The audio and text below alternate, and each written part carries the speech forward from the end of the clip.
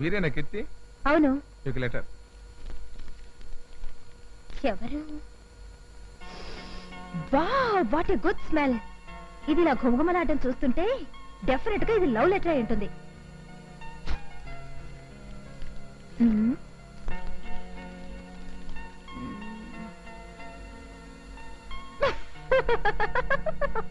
ఎందుకు ఎలా నవ్వుతున్నావు? అందులో ఏముంది అసలు? ఎవరో కళ్యాణట నన్ను గాఢంగా ప్రేమిస్తున్నాడట. నేను పెళ్లి చేసుకోకపోతే రైలు కింద పడి చచ్చిపోతాడట. బాగుంది. ఇంతకీ ఎవరా కళ్యాణ్? కళ్యాణ్ అంటే నేనేనండి. నాకు లవ్ లెటర్ రాసింది మీరేనా? అవునండి. నన్ను మీరు ప్రేమిస్తున్నారా? ప్రేమించబట్టే కదండి మీకు లవ్ లెటర్ రాశాను. నా కోసం మీరేమైనా చేస్తారా? ఓ ఎస్. నన్ను సముద్రం అవతల ఒడ్డుకి వెళ్ళొచ్చేయమంటారా? చెప్పండి. అవతల ఒడ్డే లేని సముద్రంలో అంత సాహసం చేయనవసరం లేదు. నేను మిమ్మల్ని పెళ్లి చేసుకుంటాను. But one condition. ఒక్కటేమిటండి? 100 కండిషన్లు అయినా సరే చెప్పండి. I'm ready. ఓకే. ఇది నా ప్రాణ స్నేహితురాలు స్వాతి. హాయ్.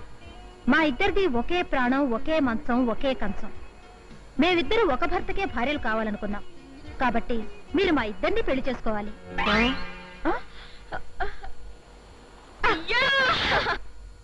కీర్తి, ఆనాడు ఏదో నవ్వులాట కన్న మాటని నువ్వు నిజంగా అమలు జరిపేశావు అన్నమాట.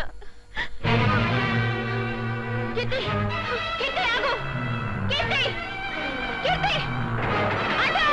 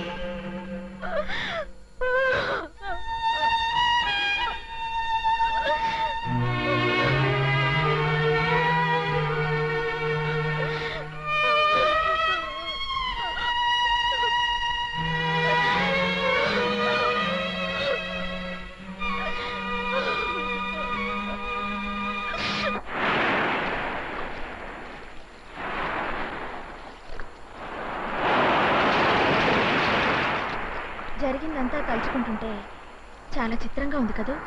చిత్రంగా ఉండడమే కాదే, నా మీద నాకే చాలా అసహ్యం, కోపం కలుగుతున్నాయి. అందుకేనా ఆత్మహత్యకు తలపడ్డా? ఓ, నీకు పెళ్ళి మీ ఆయన కూడా మరో ఆరుదాంతో తిరిగితే ఆ బాధ ఏంటో అప్పుడు నీకు తెలిసేది. అసలు ఈ ప్రేమ కథ మెయిన్ రోడ్ వదిలేసి ముళ్ళత్రవ పట్టడానికి ముఖ్యంగా 2 కారణాలు కనిపిస్తున్నాయి. ఏమిటది?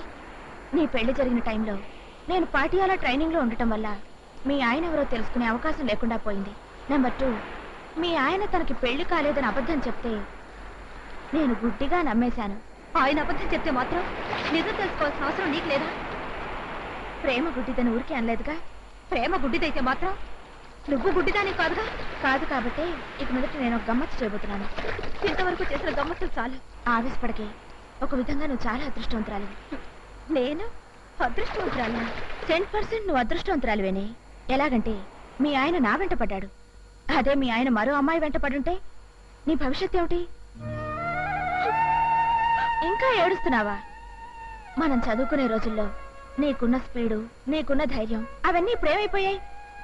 అప్పుడు నువ్వు చెప్పిన దానికి ఇప్పుడు నువ్వు చేస్తున్న దానికి ఎక్కడ సంబంధం కనిపించడం లేదు. కనపడదే, కనపడదు కూడాను. ఒకే మంచాన్ని ఒకే కంచాన్ని పంచుకున్నట్టు ఒకే భర్తని ఇద్దరం పంచుకోలేమని నేను పెళ్లి చేసుకున్నాకే నాకు అర్థమైంది. You don't worry. ఇప్పుడు నేను ఆలోచిస్తున్నది ఆ పంపకాల గురించి కాదు, మరి